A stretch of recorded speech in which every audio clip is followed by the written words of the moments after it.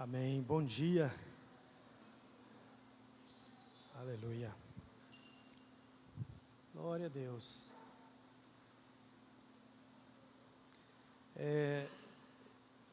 Esses dias nós chegamos das aldeias terenas, né? Tivemos um tempo muito bom como equipe lá. E foi assim, a mão de Deus mesmo cuidando, porque chegamos no Pantanal e a chuva chegou junto com a gente. Tinha tempo que não chovia. Chegamos lá, quando eu estava colocando as coisas no quarto, a chuva desceu e choveu a noite toda, até no outro dia, hora do almoço. E eu falei, como é que nós vamos trabalhar com essas crianças aqui agora? E começamos a orar, né? E Deus foi tão bom que durante todos os dias que estivemos lá, choveu a noite toda, de manhã até na hora do almoço. Almoçamos, o sol saiu, não tinha mais barro, secou o lugar, também não tinha poeira. E foi uma bênção. Não tinha tanto mosquito, né, porque a chuva ajudou. Então foi tudo uma providência de Deus. Há momentos que a gente precisa orar mesmo para Deus intervir na situação, né? Por exemplo, nós realizamos a primeira conferência missionária em São Jorge, na Guiana Francesa, algum tempo atrás. Esse ano passado foi a segunda, né? Mas na primeira, o local que foi as reuniões não estava coberto. E era o único lugar que cabia todo mundo, era muita gente. E aí, chovendo dia e noite lá em São Jorge. Aí todos os dias, por 4 noites, antes de começar a reunião, nós reunimos todo mundo lá, chovendo. Tinha que tirar o plástico do som que estava lá, do equipamento, né, da mesa. E nós oramos, dizendo, Senhor, afasta a chuva agora, porque nós precisamos reunir aqui nesse lugar. E por 4 noites, parou de chover, exatamente no momento que a igreja orou, e só voltou a chover quando terminou a programação. 4 noites nós fizemos a mesma oração. Irmãos, tem momento que ou você tem que orar ou você vai fazer o quê? Nós temos que crer que Deus está no controle de todas as coisas, o Deus que nós servimos, né? Eu estava ali pensando, já vai para mais ou menos uns 22 anos que nós estamos em missão, né? Foram 8 anos na Escócia, e agora depois disso envolvido com missões na Índia, na África, nas aldeias indígenas.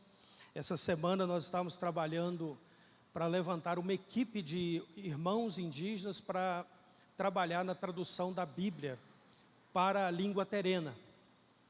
E Deus foi tão bom que, apesar da chuva e tudo mais, conseguimos reunir com os irmãos. O Senhor nos deu, só para você ter uma ideia, 12 professores. 12 indígenas que são professores. Um deles está defendendo a tese dele agora como na área de línguas indígenas. Ele entende a fundo as línguas indígenas, e o terena nem se fala. Ele treina professores que dão aula de terena. Então é uma das pessoas que vão estar trabalhando conosco, né, nesse projeto. É uma parceria com a Wycliffe do Brasil, e já temos provavelmente umas 14 pessoas confirmadas.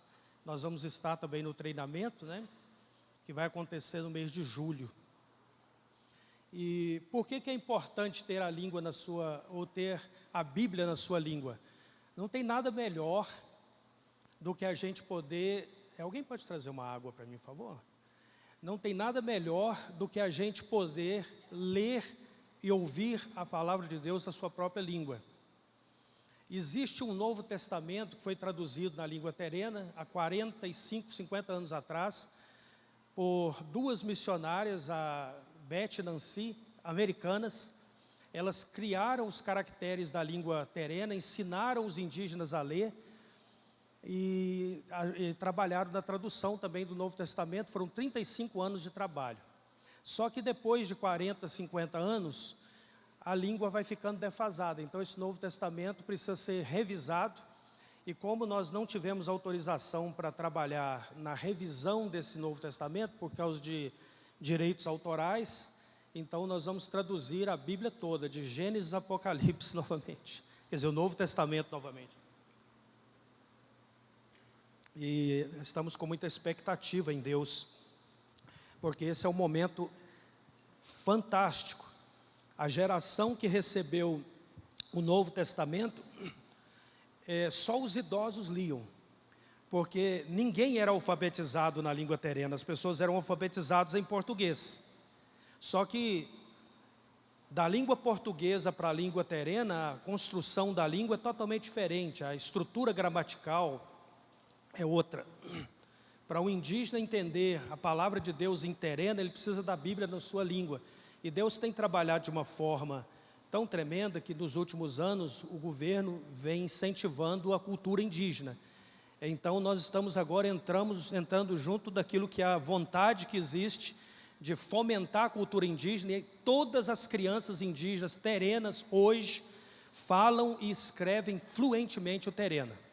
Nas programações lá, entre eles, só falam em terrena, porque eles estão sendo alfabetizados da língua terrena. Então vai ficar fácil para essa nova geração ler a palavra de Deus, amém? É isso que nós estamos vendo como uma porta tremenda, né? Que Deus está abrindo.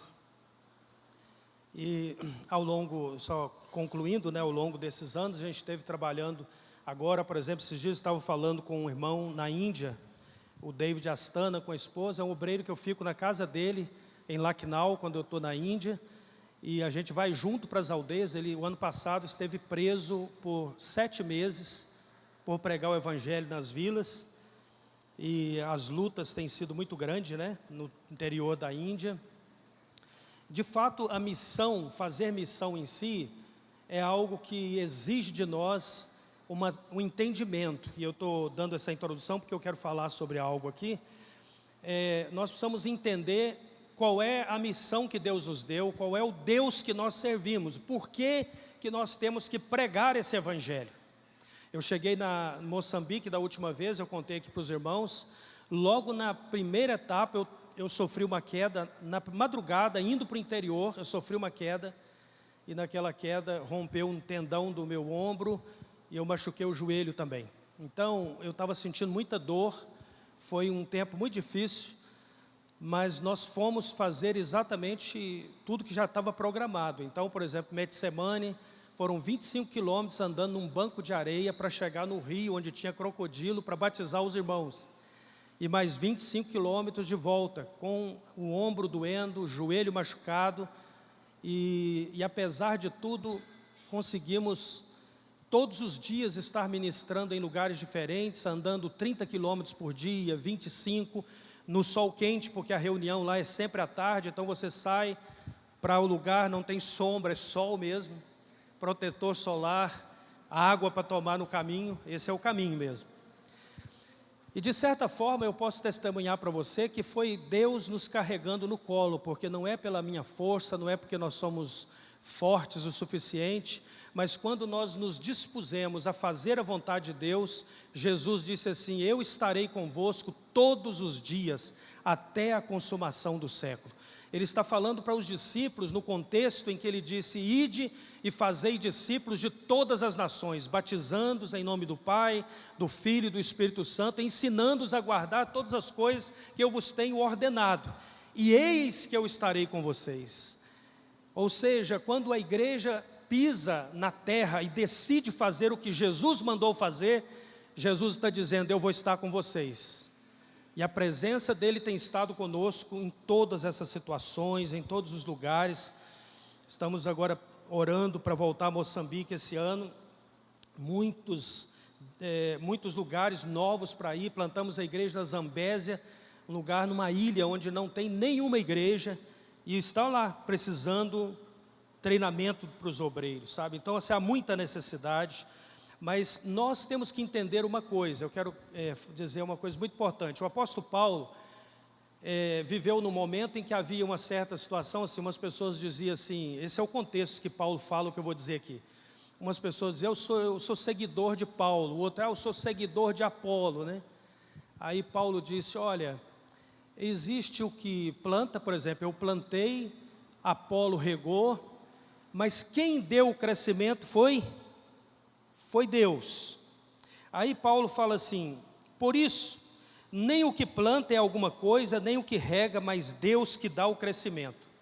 Em outras palavras, se eu me empenhar em plantar, regar aquilo que Deus não me mandou fazer, não vai ter crescimento. Agora, quando nós obedecemos o Senhor e fazemos o que Ele nos mandou fazer, prestando ou fazendo aquilo que é a nossa tarefa, porque eu, ao semear ou a regar, não sou nada. O único que faz a semente brotar e crescer é o nosso Deus Todo-Poderoso. E essa é a bênção, ou seja, não depende da mão humana, não depende da interferência humana, eu só preciso obedecer. Se eu fizer o que Ele me mandou, Ele vai confirmar a sua palavra, pessoas serão transformadas, pessoas serão libertas, salvas, a igreja vai crescer, porque nós estamos fazendo o que Jesus nos mandou fazer. Apenas fazendo isso, somos nada. E ainda Paulo fala, ele fala, aquele que rega e o que planta é um só, mas cada um receberá o seu galardão segundo o seu trabalho, cada um vai receber a sua recompensa, o seu galardão pela obediência ao trabalho que você fez, mas nós não somos promotores da obra de Deus, nós não somos aqueles que geram a obra de Deus, porque a gestão da obra de Deus acontece pelo Espírito Santo, ela é obra de Deus na terra, amém, amados?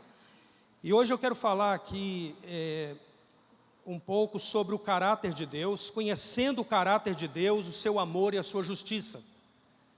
Conhecendo o caráter de Deus, o seu amor e a sua justiça.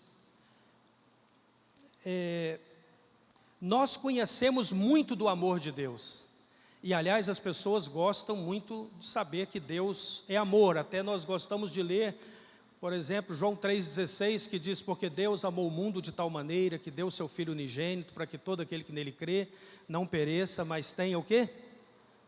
A vida eterna. E isso é um fato, né? Isso é um fato, graças a Deus por esta palavra, né?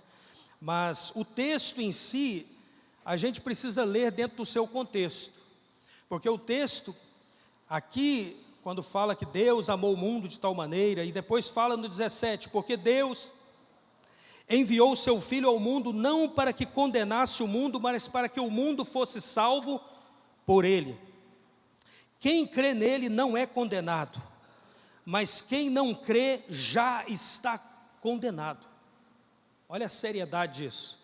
Quem crer em Jesus não será condenado, mas quem não crer já está condenado, porquanto não crê no nome do unigênito Filho de Deus. E a condenação é esta, que a luz veio ao mundo e os homens amaram mais as trevas do que a luz, porque suas obras eram más. Porque todo aquele que faz o mal odeia a luz e não vem para a luz, para que as suas obras não sejam reprovadas.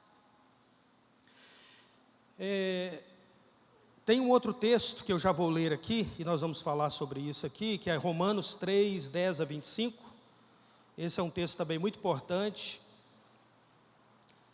que diz assim, como está escrito, não há um justo, nenhum sequer. E deixa eu dar uma pausa aqui. Nós precisamos entender uma coisa, eu vou te dar aqui duas notícias, uma boa e uma ruim. Aí se eu perguntar qual que você quer ouvir primeiro, o que você diria? A boa. Eu lembro quando eu estava indo para a Índia a primeira vez, o missionário que estava organizando as passagens para a gente ir de Katmandu, ir para Katmandu, né? Nós íamos para Varanasi, de lá a gente ia de ônibus a noite toda para um aeroporto, porque não tinha vaga nos voos, e aí ele conseguiu uma vaga num voo da Buda Air, na cidade que o Buda nasceu, num lugarzinho pequeno, difícil de chegar, viajamos a noite inteira de ônibus para chegar naquele aeroporto, para pegar um avião. Bênção demais que conseguiu a vaga. Aí esse irmão chegou lá, ele disse para a gente assim, tem duas notícias, uma boa e ruim, qual que você quer ouvir primeiro? Eu falei, a boa. Pode falar a boa primeiro. Ele disse, a boa é que conseguimos vaga no voo, isso era um sábado de manhã, ele falou, conseguimos vaga no voo, lá da cidade que o Buda nasceu, você vai de lá, vocês vão para Katmandu no próximo sábado, isso era no sábado seguinte. Aí, que bom, todo feliz, aí eu lembrei, ele falou de má notícia, tem má notícia, qual que é a má notícia então? Ele falou, não, a notícia ruim é que esse voo, ele sai todo sábado de manhã, e hoje de manhã, esse voo caiu, morreram todos os passageiros, 28 passageiros, não teve sobrevivente. Estava nos jornais, eu falei, meu irmão, aí ele falou, e o seu voo é o próximo, sábado, no outro sábado. Então essa é a notícia ruim. Aí de repente a notícia boa acaba desaparecendo uma hora dessa, né? E eu lembro que a gente estava com alguns amigos nesse voo, tinha o pastor Douglas, que até já partiu para o Senhor, o pastor Júlio conheceu o Douglas tinha um vozeirão, né? Aí dentro do avião pedimos para alguém orar pelo voo, o voo taxiando para subir, todo mundo com medo, preocupado, e o Douglas orou assim, Senhor, meu Deus e meu Pai, eu reconheço que se o Senhor quiser nos levar para estar contigo, esta é uma ótima oportunidade. Meu irmão, eu nunca ouvi tanta gente falando, está amarrado, em nome de Jesus, está amarrado, toda oração contrária, botaram a mão, estenderam a mão sobre o irmão. Aí a frase seguinte, ele disse, mas eu sei que o Senhor tem propósitos, né? Mas ninguém ouviu mais o propósito, foi um caos, né? Mas eu não vou começar pela notícia boa não, vou começar pela ruim. E a notícia ruim, é exatamente o que nós acabamos de ler, está escrito, já está escrito na palavra de Deus, que não há um justo nenhum sequer, não há ninguém que entenda, não há ninguém que busque a Deus, todos se extraviaram e juntamente se fizeram inúteis, não há quem faça o bem, não há nenhum só. A sua garganta é um sepulcro aberto, e com as suas línguas tratam enganosamente, peçonha de áspide ou veneno de cobra está debaixo dos seus lábios, cuja boca está cheia de maldição e amargura. Os seus pés são ligeiros para derramar sangue, em seus caminhos há destruição e miséria, e não conheceram o caminho da paz. Não há temor de Deus diante dos seus olhos. Ora, nós sabemos que tudo o que a lei diz, aos que estão debaixo da lei o diz, para que toda a boca esteja fechada e todo mundo esteja condenável diante de Deus. Por isso nenhuma carne será justificada diante dele, quer dizer, diante de Deus, pelas obras da lei, porque pela lei vem o conhecimento do pecado. Em outras palavras, a lei, ela foi dada para revelar o meu pecado, revelar a minha miséria. Mas agora se manifestou sem a lei a justiça de Deus, tendo o testemunho da lei e dos profetas, isto é, a justiça de Deus pela fé em Jesus Cristo para todos e sobre todos os que creem, porque não há diferença. Todos pecaram e estão destituídos da glória de Deus, sendo justificados gratuitamente pela graça, pela redenção que há em Cristo Jesus, ao qual Deus propôs para propiciação pela fé em seu sangue, para demonstrar a sua justiça pela remissão dos pecados dantes cometidos sob a paciência de Deus. Todos pecaram, não tem um justo sequer. E às vezes, se você falar com as pessoas hoje, eu já vi pessoas dizendo que o ser humano está num processo evolutivo, estamos cada vez melhor, a ciência aumentando. Não, nós estamos num processo degenerativo, corruptivo, porque o pecado, ele corrompeu a raça humana, desde que entrou o pecado no mundo. E eu vou te falar um ponto aqui que é muito importante para entender a miséria humana. O ponto número 1 da miséria humana, para a gente dar um diagnóstico, é bem o que a Bíblia diz quando fala assim, o salário do pecado é a morte. Em outras palavras, a alma que pecar certamente morrerá, a Bíblia diz. Então o pecado entrou no mundo por um homem, a Bíblia diz lá em Romanos também. Por um homem entrou o pecado no mundo. E esse pecado trouxe uma coisa chamada morte. De maneira que você não pode escolher entre viver ou morrer. Você pode escolher o que vai fazer com a sua vida enquanto viver. Mas você não escolhe eu não vou morrer. Vocês estão entendendo? Isso porque o salário do pecado, o impetrado pelo pecado, ou a recompensa pelo pecado do homem é a morte. Por que isso? É porque Deus não ama? Não. Deus ama e Deus amou o mundo de tal maneira, a Bíblia diz. Mas o mesmo Deus que ama, é importante entender que Deus é amor, é apenas uma parte da história, é uma parte da sentença. O mesmo Deus que ama é um Deus que tem um caráter, e o caráter de Deus é justiça. Então a justiça de Deus demanda punição pelo pecado na sua exatidão. Ou seja, o homem pecou, certamente morrerá, exatamente, lembra que o diabo, a serpente, fala para Eva lá, ele disse que se vocês comerem, certamente vão morrer. Não é bem assim. E era exatamente assim, a morte, além da morte espiritual, a morte física, que foi a consumação do pecado do homem. Agora a Bíblia diz que estando o homem nessa miséria, nessa situação que não tem solução, presta atenção, nós não podemos ser justificados pelas nossas obras. Nenhum homem é bom, o pior homem e o melhor homem estão na mesma situação, porque diante de Deus as nossas justiças são como um trapo de imundícia, Isaías falou. Um trapo de imundícia, ou seja, algo imundo, as nossas justiças. Isso significa que qualquer coisa que eu tente fazer para ser bom, não me justifica diante de Deus. E por isso que Romanos, o livro de Romanos, quando você estuda soteriologia, que é o estudo da salvação, Romanos é um dos livros mais importantes, inclusive Romanos é estudado em algumas escolas de advocacia nos Estados Unidos. É um livro básico, que fala sobre lei, fala sobre graça. E Paulo trata do tema de lei, porque ele está dizendo assim, olha, a lei, ela foi dada para revelar o seu pecado. A lei, ela é como um espelho, você olha no espelho e você se vê. Então a lei, quando você olha para a lei, você vê a sua condenação, você vê o seu pecado, você vê a sua miséria. Então se nós não entendermos essas coisas, se nós não olharmos a realidade dos fatos, nós vamos caminhar sendo enganados.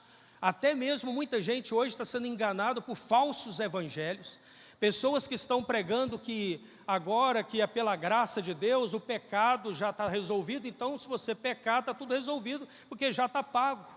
A pessoa, ou seja, a sua carne é corruptível, não tem solução para isso. Muitas pessoas estão pregando isso. E não é isso que a Bíblia diz. A Bíblia diz que todos pecaram e foram destituídos da glória de Deus. E essa é a má notícia. A má notícia é que você não pode salvar a si mesmo, que sendo uma boa pessoa não vai resolver o seu problema ou o meu problema. Nós ficamos irremediáveis. Nós fomos condenados à morte e morte eterna por causa do nosso pecado.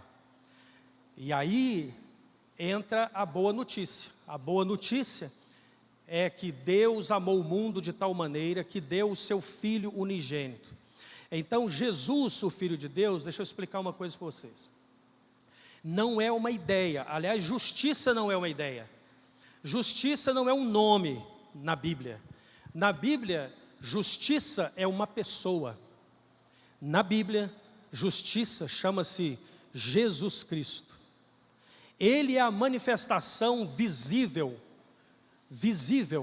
da natureza de Deus que é justa. Então, Deus, quando quis manifestar a sua justiça à terra, olhando para o homem que Ele criou e vendo que não tinha como o homem resolver o problema, sabendo disso, então Ele enviou o seu único Filho para morrer em nosso lugar, a morte que cabia a mim e a você. Eu e você fomos condenados à morte por causa do pecado.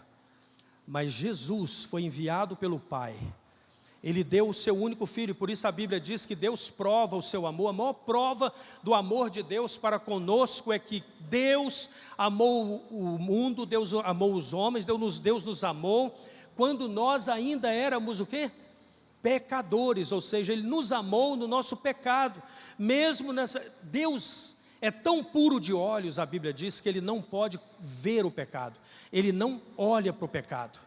Por isso, no Velho Testamento, eu vou te contar uma história aqui muito interessante, que talvez você já tenha lido, que é a história, por exemplo, quando Balaão foi convidado por Baraque para amaldiçoar o povo de Israel. Então eles convocaram um profeta, o Baraque ofereceu dinheiro para Balaão ir lá fazer o sacrifício e de lá amaldiçoar o povo. E Balaão foi advertido, porque até a mula de Balaão falou, né? E aí Balaão foi advertido por Deus a não fazer isso, mas ele teimou, ele foi. E toda vez que ele ia amaldiçoar o povo, ele subiu no monte onde ele podia olhar o povo de Judá, todo Judá, o povo de Israel lá na planície, as suas tendas, né? E de lá ele fez o sacrifício, e toda vez que ele ia amaldiçoar o povo, ele não conseguia. E ele voltou e disse para Baraque: não posso amaldiçoar aqueles a quem Deus abençoou. E ele disse assim, porque Deus, olha o que Balaão fala, Deus olhou para Judá e não viu defeito algum. Como foi que Deus olhou para Israel e não viu defeito algum? Esse povo tinha acabado de pecar, eles fizeram um bezerro de ouro para adorar, eles fizeram tantas coisas, mas sabe o que era? O sangue do cordeiro que foi imolado, e o sangue que era espargido, né? Que era colocado, como foi lá no dia da Páscoa, no umbral da porta. Depois eles faziam o sacrifício do sangue do cordeiro, que era um cordeiro sem mancha. Esse sangue era o símbolo, era um ato simbólico para mostrar que o Cordeiro de Deus que tira o pecado do mundo já tinha sido preparado. Então, quando Deus olhava para o Judá, Ele olhava o povo através do sacrifício de Cristo. O sangue ali não era um mero ritual, o sangue representava o sangue de Jesus. Então, quando Deus olhava para Judá, não via pecado. E isso acontece conosco hoje, ou seja, pelo sacrifício de Cristo na cruz, se eu crio em Jesus, se eu recebi essa verdade, eu crio em Jesus como o Senhor da minha vida, eu recebi Cristo na minha vida, então quando Deus olha para mim hoje, Ele te vê justificado, santificado, purificado, glorificado, predestinado, por causa do sangue do Cordeiro de Deus. Ele não olha para as suas inabilidades, para os seus pecados, para as coisas a sua pobreza espiritual. O que Ele quer saber é, você creu em Jesus ou você não creu em Jesus? Você recebeu a vida de Cristo em você ou não?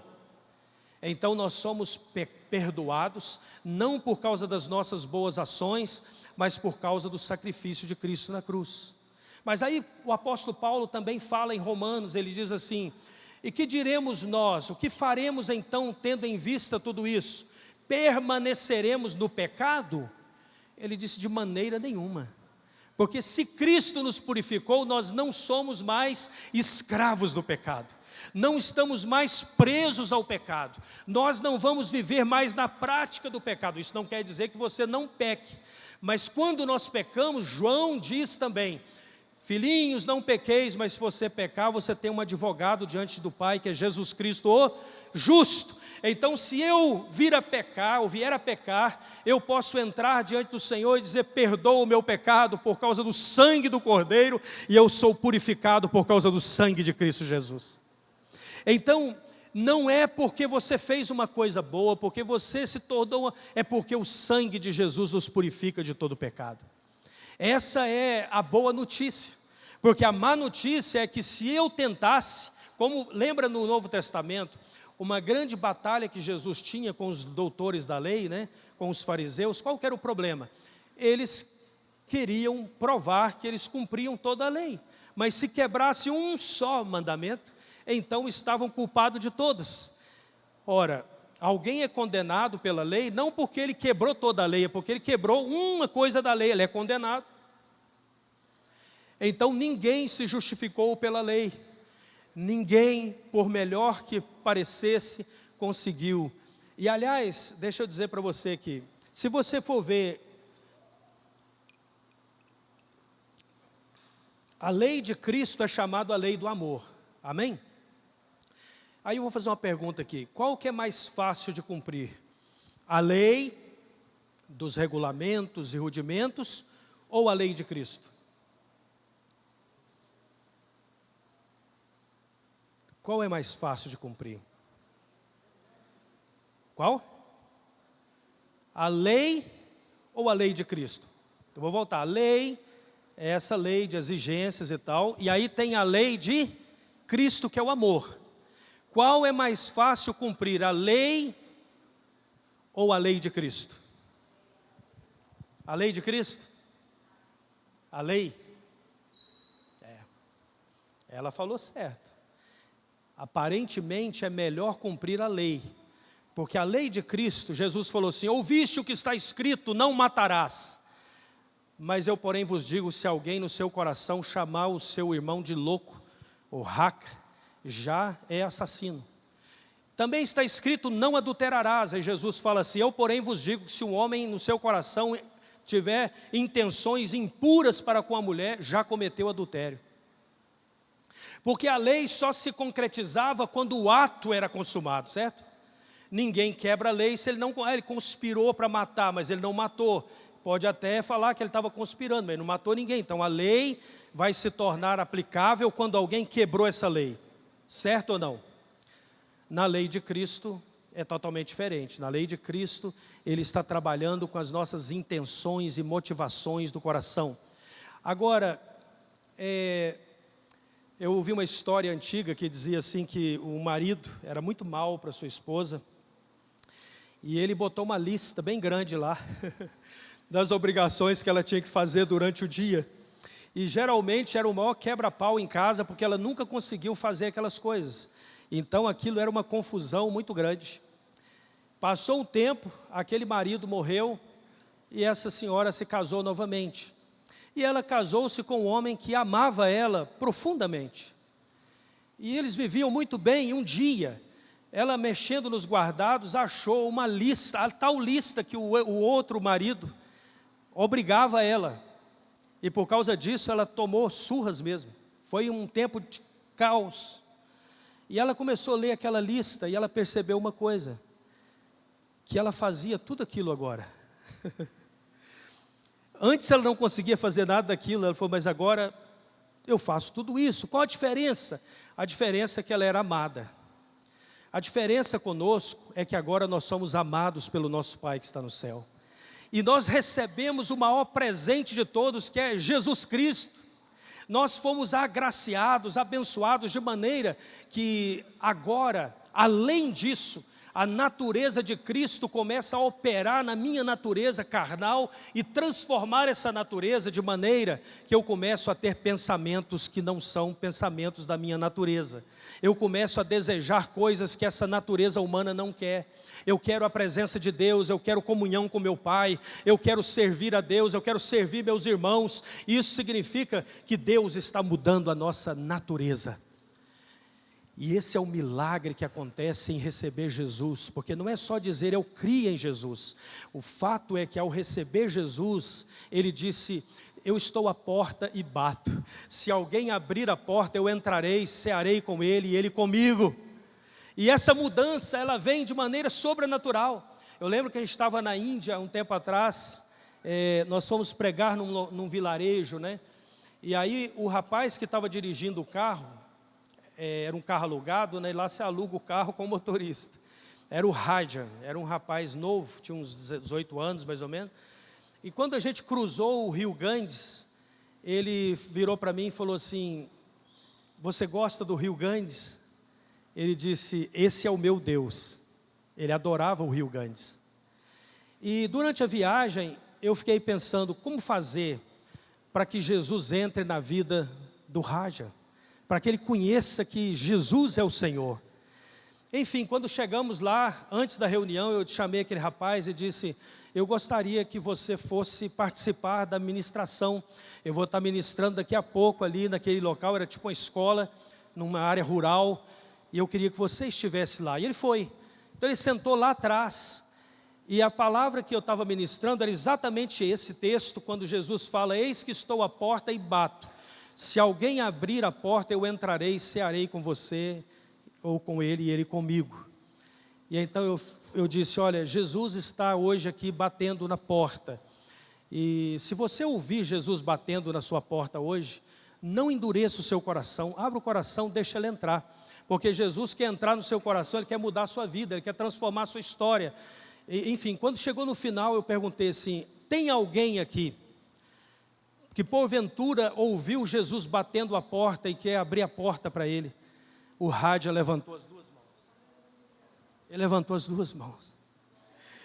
Aí ele veio à frente e nós oramos com ele. Quando terminou, eu fui conversar com ele, porque eu queria saber o que aconteceu, né? Eu disse para ele, como você está se sentindo? Ele falou, muito bem, depois da oração. Aí eu pensei, será que somente se sentiu bem, né? Aí ele olhou bem nos meus olhos e falou assim, ele bateu na minha porta. Como ele bateu, eu não sei, mas ele tinha certeza naquele momento, Jesus bateu na minha porta.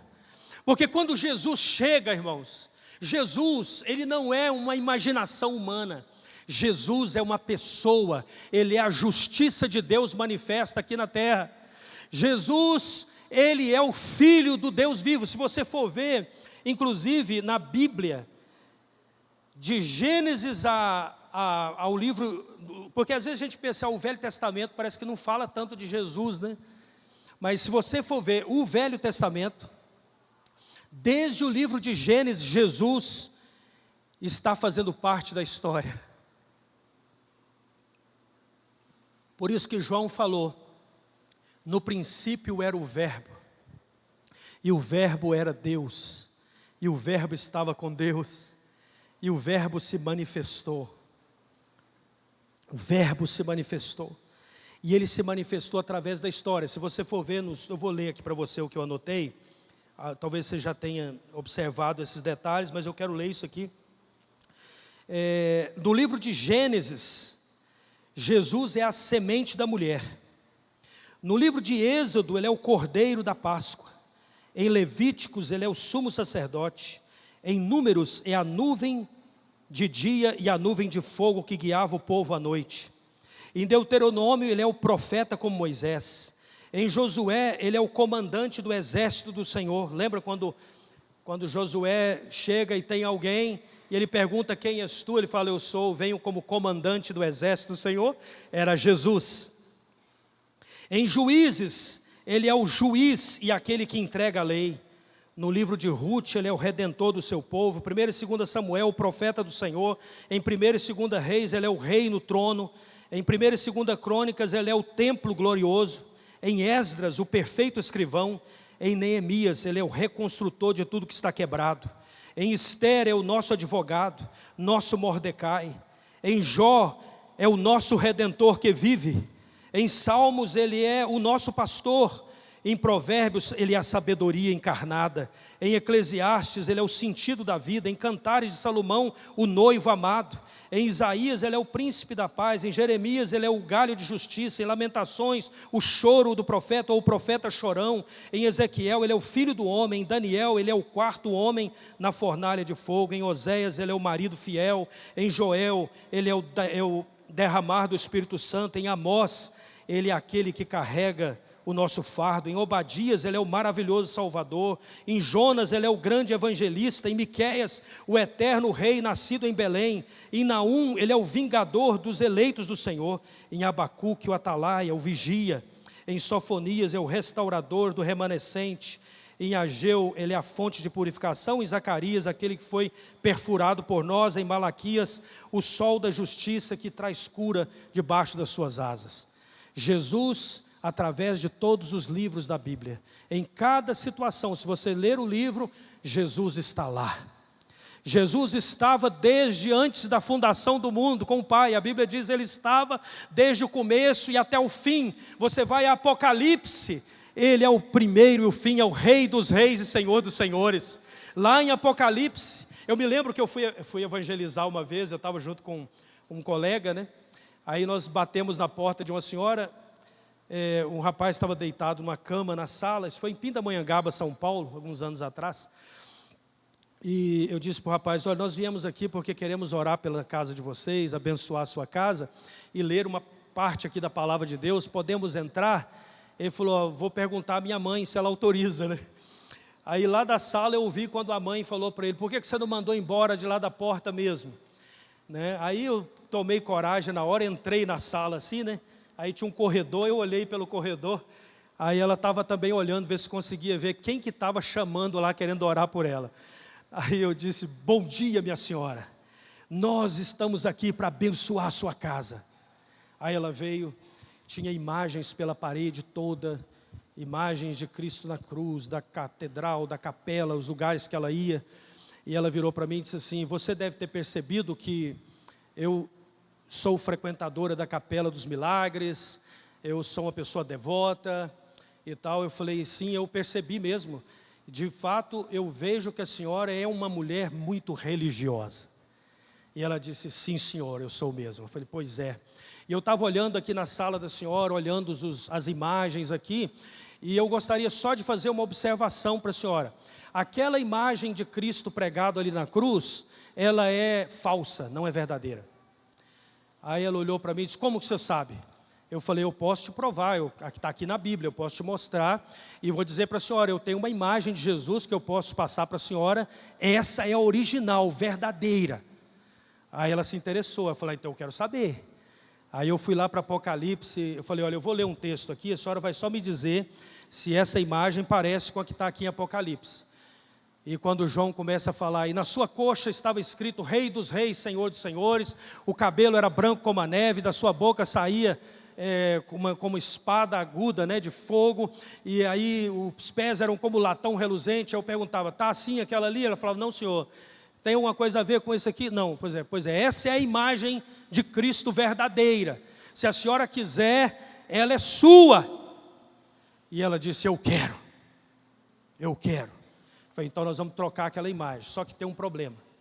Essa imagem aqui não cabe na sua parede, não cabe na sua sala, ela precisa entrar hoje no coração da senhora, porque se Jesus entrar aí, sua vida será transformada, sua casa será abençoada.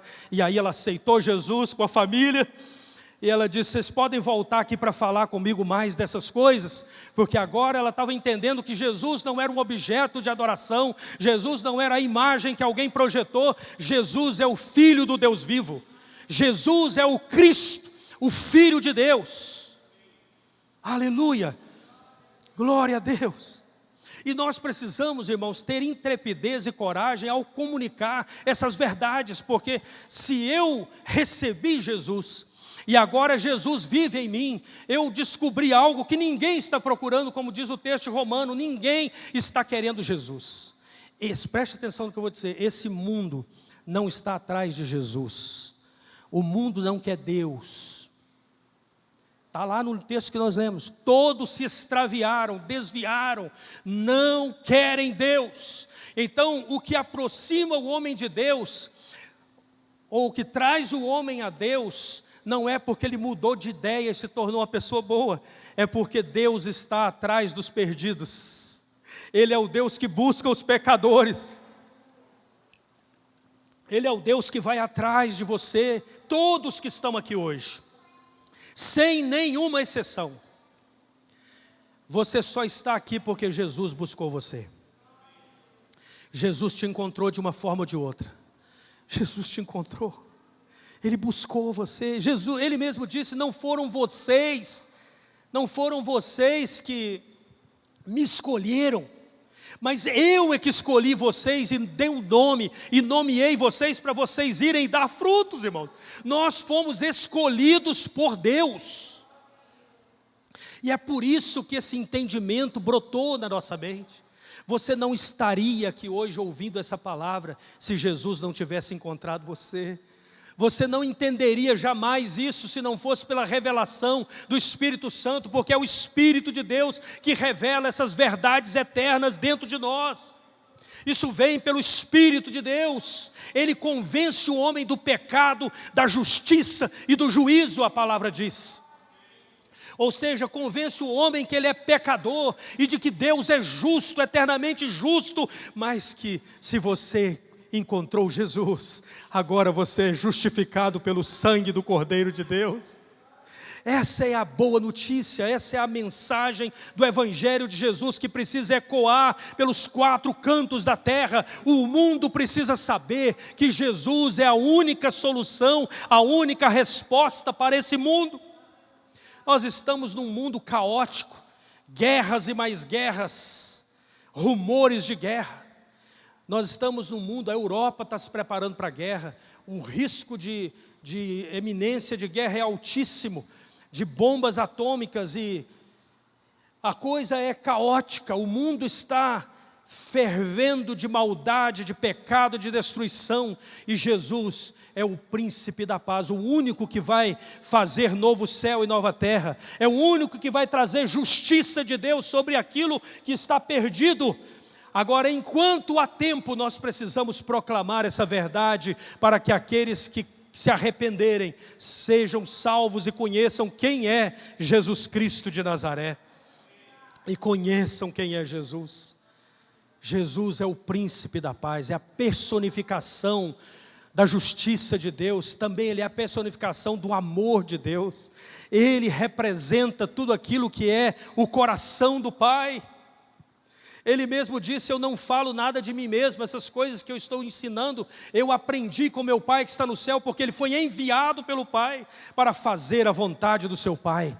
Ele veio para nos conduzir ao coração do Pai, para nos reconectar ao céu. Aleluia, aleluia, glória a Deus. O diabo tentou de todo jeito atrapalhar, impedir, né? Mesmo na tentação de Jesus, né? Veja, o diabo usando a palavra, porque ele conhece a palavra até mais que a gente, e ele usou a palavra mesmo: se tu és o Filho de Deus, transforma essas pedras em pão. E Jesus falou: nem só de pão viverá o homem, mas de toda palavra que procede da boca de Deus. Está escrito, porque o diabo diz: está escrito que dará ordens aos seus anjos para que te guardem em todos os teus caminhos e nem tropeces em nenhuma pedra. E Jesus disse: também está escrito: não tentarás ao Senhor teu Deus, e só a Ele servirás, e só a Ele prestarás culto, porque está escrito. Jesus é o Senhor, aleluia, Jesus é o Senhor. Por isso Ele foi confrontado pelas forças malignas naquele momento, que estavam perdendo, porque sabiam que tinha alguma coisa estranha acontecendo. O diabo não sabia o caminho, ele não sabia o que Deus estava fazendo, mas Deus tinha um plano antes da fundação do mundo, em que o seu Filho seria propiciação pelos nossos pecados. E finalmente, encerrando aqui, quando Jesus sobe àquela cruz, não era só Jesus que foi levado à cruz. A gente usa essa expressão: Jesus morreu por nós, mas na realidade, nós estávamos naquela cruz. Todos os nossos pecados, as nossas enfermidades estavam com Ele, de maneira que nós estávamos lá com Ele, Ele nos levou àquela cruz. Por isso que o apóstolo Paulo diz, no livro depois você dá uma olhada em Gálatas, Efésios, ele fala sobre esse tema, né? E o apóstolo Paulo diz assim: não somente que Cristo ressuscitou o terceiro dia, mas quando Ele ressuscitou o terceiro dia, nós também ressuscitamos juntamente com Ele. E Ele subiu aos lugares celestiais, e não somente, Paulo fala, diz que Jesus subiu, mas ele está dizendo: nós também subimos juntamente com Ele, e estamos, aliás, ele começa dizendo: quando Ele foi pregado na cruz, nós estávamos sendo pregados lá. Quando Jesus foi sepultado, nós fomos sepultados com Ele, mas quando Ele ressuscita ao terceiro dia, nós ressuscitamos juntamente com Ele pelo Espírito Santo, e estamos assentados com Cristo nas regiões celestiais, acima de todos os principados e potestades, de poderes e dominadores. Então, esse é o lugar que nós estamos em Cristo Jesus. Esse é o lugar. E mesmo que aparentemente nós ainda estamos, e não só aparentemente, né, de fato estamos num corpo mortal, Jesus, Ele disse assim: aqueles que creem em mim não provarão a segunda morte, mas receberão vida eterna. Aliás, Ele disse: aqueles que creem em mim, que comer desse pão, não morrerá, mas viverá eternamente. Porque aqui Jesus está desconsiderando mesmo a questão da morte física, porque isso é apenas uma morte de um corpo, mas Ele está dizendo que você vai viver eternamente, que agora você não está mais não precisa mais viver debaixo do medo, porque, irmãos, vamos falar a verdade, todos nós temos medo de morte, não temos? Todo mundo tem medo de morrer. Aliás, ninguém quer morrer. Graças a Deus. Graças a Deus, a não ser que esteja precisando de um psicólogo, né? Mas ninguém quer morrer, não. A gente não quer nem pensar nessas coisas. Meu Deus do céu, pensar nisso. Mas nós precisamos entender uma coisa, que em Cristo o nosso medo acaba. Em Cristo você não precisa mais ter medo daquilo que você não conhece, do desconhecido, daquilo que está do outro lado, seja como for, porque em Cristo nós somos mais do que vencedores e recebemos vida eterna para todo sempre. Nós sabemos para onde vamos, nós sabemos para onde vamos, nós sabemos para onde vamos. Essa semana eu estava ouvindo um testemunho de um cantor americano antigo que faleceu, e ele se converteu a Jesus, ele com a esposa, e já idoso, a esposa dele tinha partido, e eu não vou citar o nome, mas a esposa tinha partido, e nos últimos dias, na última entrevista que fizeram com ele, o jornalista perguntou para ele, olha, como está você em relação à possibilidade da morte? O jornalista perguntou para ele. Ele disse, os meus dias estão contados, eu estou muito perto de partir dessa terra. Aí ele falou assim, e você sabe para onde você vai? Ele falou, com toda certeza, estou indo para a presença do meu Pai, estou indo para o céu. Sabe, é alguém que conheceu Jesus, que sabe quem é o Senhor que nós servimos.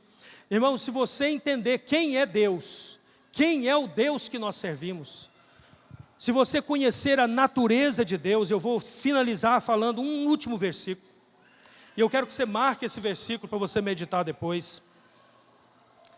Aleluia. Aleluia. É nessa esperança, irmãos, que tem vivido irmãs como a irmã Laura, que eu sempre comento aqui. A irmã Laura tem orado por nós 3 horas por dia. Ela tem um problema no joelho, que ela não pode, sente dor se ela se ajoelha, mas ela decidiu orar 3 horas por dia pela missão aos povos não alcançados. Ela vai fazer mês que vem 91 anos de idade. 91 anos de idade. E esses dias eu estava falando com ela, e ela disse, pastor, fizeram hoje 3 anos que eu estou perseverando nessa oração por 3 horas. Foram 1097 dias de joelho e eu não vou parar. Sabe por quê? Porque essa irmã entendeu o propósito dela. Nós precisamos entender que nessa terra, o propósito agora com Jesus não é viver uma vida feliz e abençoada. O propósito é fazer a vontade de Deus, porque agora Deus tem um propósito na sua vida. Então nós precisamos entender em Deus qual é o propósito dele.